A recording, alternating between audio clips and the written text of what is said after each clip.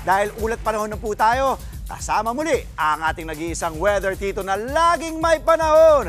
Para sa'yo at sa ating lahat, Tito Alvin, may tsansa bang umulan o umaraw ngayong Wednesday?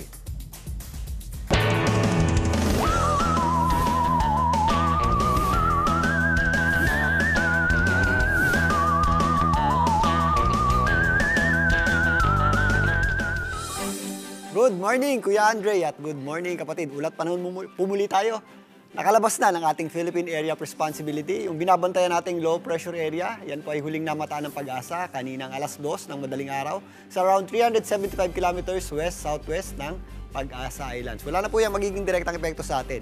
Pero nananatiling aktibo po yung ating Intertropical Convergence Zone na nagdadala ng mga possible na scattered o kalat-kalat na pagulan sa ilang areas ng Palawan, maging dito sa Mindanao. Maliban dyan, asahan pa rin po natin ng mainit at maalinsangang panahon sa natitirang bahagi ng ating bansa, dulot pa rin ng tinatawag nating easterlies. Sa katunayan, nakapagtala pa tayo ng matataas na heat index kahapon at umabot pa yan sa halos 48 degrees Celsius dito po sa may area ng Pangasinan, dyan po sa may Dagupan City. Naglaro naman sa 45 to 46 degrees Celsius yung ating heat index sa mga areas ng Ilocos, dyan po sa Lawag, sa Cagayan, sa kasama na po dyan ng Apari at Tugigaraw, maging dito sa areas ng Palawan. Ngayong araw na ito, magpapatuloy po ang mainit at maalinsahang panahon.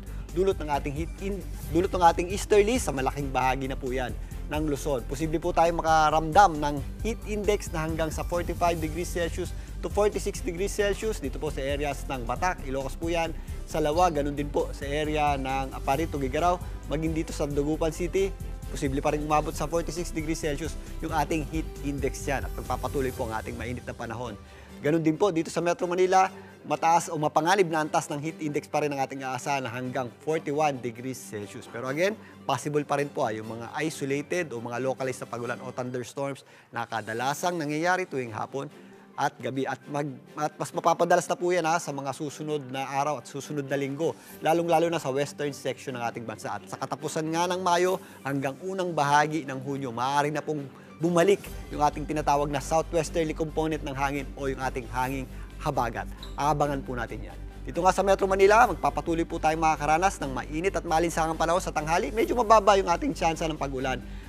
Pero agulin pa rin po natin ang pagdadala ng payong dahil possible nga yung mga afternoon showers at napapadalas na nga po yan sa mga susunod na linggo rin po. Ganun din po ang ating aasahang panahon sa Metro Cebu, relatively maaliwalas po, generally maaliwalas po ang ating panahon dyan at medyo mababa rin yung ating tsansa ng pagulan.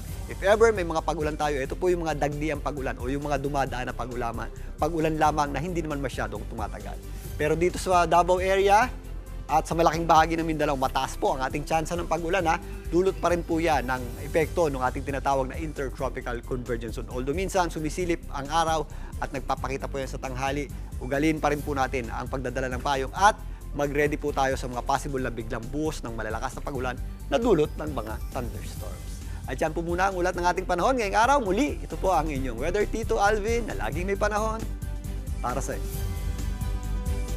Mga kapatid, Dimples Romana po, kumpletuhin ang inyong umaga ng mga kwentong puno ng inspirasyon. Salubungin po ang bawat araw ng may ngiti at pag-asa. Kaya't mag-subscribe na po at mag-follow na sa aming social media pages ng News 5.